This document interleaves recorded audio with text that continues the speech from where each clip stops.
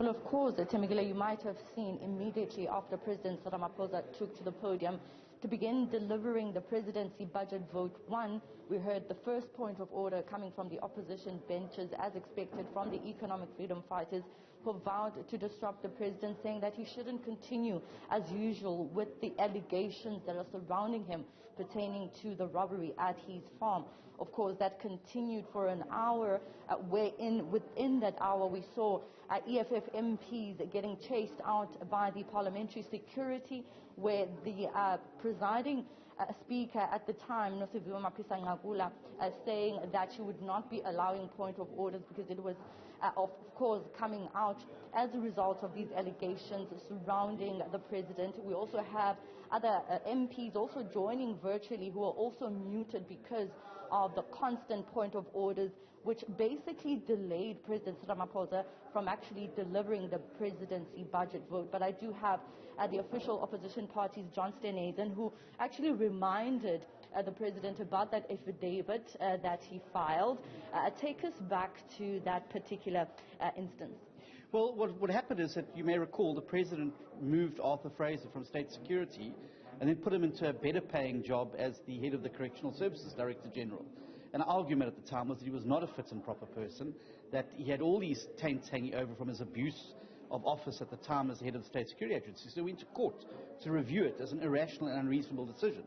The main deponent in that case was the president, who then put forward an affidavit to the court in which he said that Mr. Fraser was a fit and proper person, and that was why he had appointed him to the head of Correctional Services. So it's very difficult for the president now, a year later, to turn around and say this is a terrible person.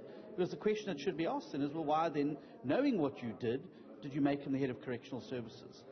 And what is your reaction to the robbery as it stands? Because you know opposition parties here like the ATM and UDM wrote to the Speaker, and in the programming meeting this morning, the Speaker declining that question and answer by the ATM to discuss this particular matter with the President. Well, I mean, I obviously used the course of the debate today to raise the questions I want answered from him. I made the point very clearly in the debate that he needs to come clean, and the sooner he takes South Africa into his confidence, the better it's going to be, and that he can't pretend, like he did in his budget speech today, that this is not a big issue. This is a big issue. It's all South Africans are talking about at the moment. And in his silence, as the vacuum is being filled by analysis and allegations.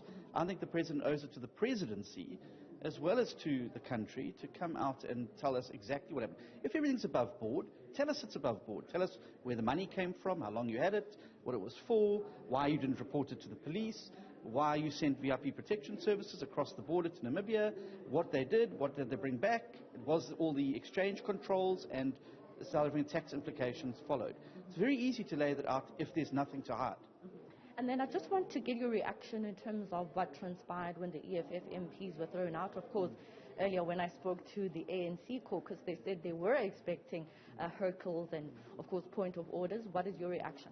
Well, I think that what the DA was able to demonstrate today is that you can ask the tough questions without necessarily having to bring the House to a standstill. Democracy works when Parliament works.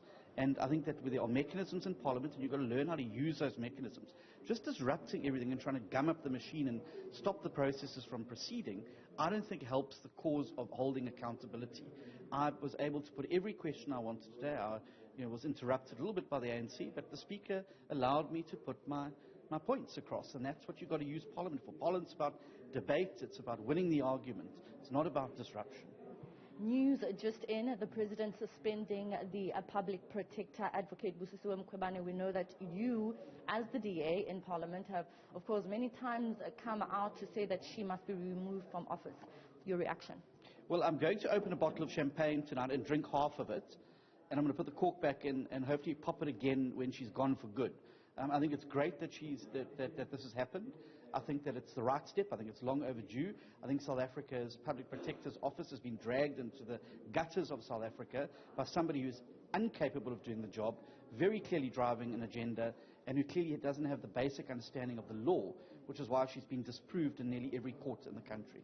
right, thank you so much for your time, John Steenhuisen, speaking to us, just reacting as well to the news that have just dropped about the president suspending the public protector. Of course, you may note that Parliament is currently busy with the Section 194 impeachment inquiry, and so the president then has seen it fit to suspend the public protector. However, John coming out to say that he would be much happier had the president decided to dismiss it. But of course, we're sure the president is waiting for that impeachment inquiry to conclude here in Parliament. Well, we'll leave it here for now as we continue to listen to MPs in Parliament as they debate the presidency's budget vote in the chamber.